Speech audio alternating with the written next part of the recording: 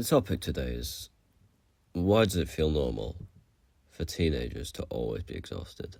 Like, everywhere you go, school, college, sixth form, anywhere, everyone's just tired all the time. And no one questions it because it's normal. As I said in my last video, a lot of negative things are normal nowadays, especially as teenagers, but it shouldn't really be treated as normal, because being tired it's not helpful in any way, really. And obviously you should have more energy when you're younger than as opposed to when you're older, because that's how it works in the human body. But it's like almost expected to be tired at this point. Like, you see people falling asleep in class and at the job, which just isn't right. Now, the reason is sleep, obviously. And as teenagers, we tend to not get enough sleep. 5 to 6 hours. And if we do sleep, we've been on our phones scrolling for the past 2 hours before, so that's just going to mess it up with blue light. And it's hard to stop scrolling at night, and then you realise it's 2 o'clock and you kind of have to go to sleep, but you just wake up drained, to be fair. And what happens when you sleep badly is you're not setting yourself up for the next day. Like, it's not helping you in any way for the next day. And then it's an endless cycle of not sleeping, waking up the next day tired, going to sleep in class, waking up, and then not sleeping, waking up the next day tired, etc., etc. You kind of get it. And it affects everything. Mood, training, focus. Like, if you go to the gym, you're not going to work as hard if you've not slept as much, and your body won't recover as much. Mood, it will just make you think negatively because your circadian rhythm isn't in check. And I just know this from experience, to be fair, because obviously I'm this young. I'm just spouting thoughts. And apologies, I'm a bit ill at the moment, but it's what it is.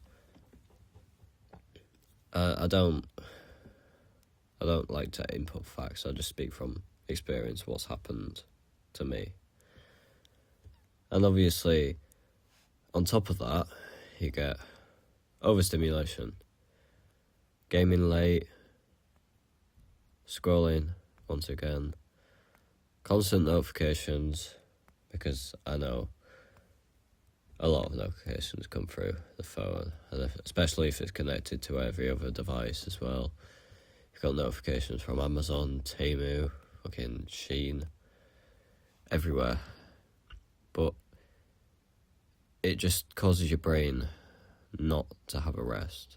Like, it just doesn't allow a time where your brain can rest, because it's always thinking about either these notifications or this dopamine that you're getting from the shorts, or literally everything. Screens.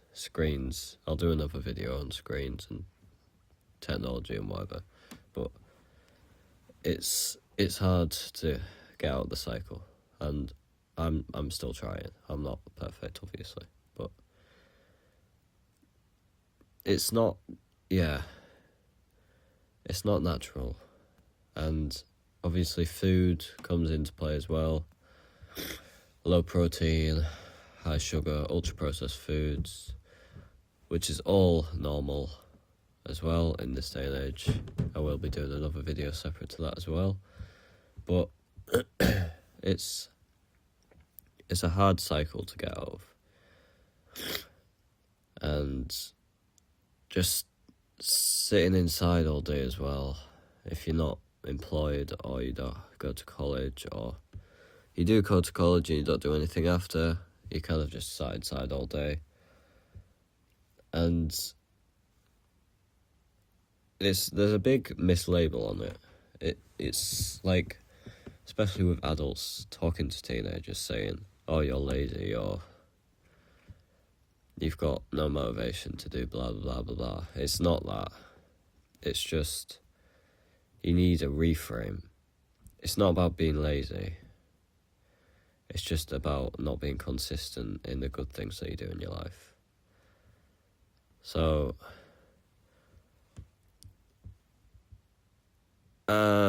it's just...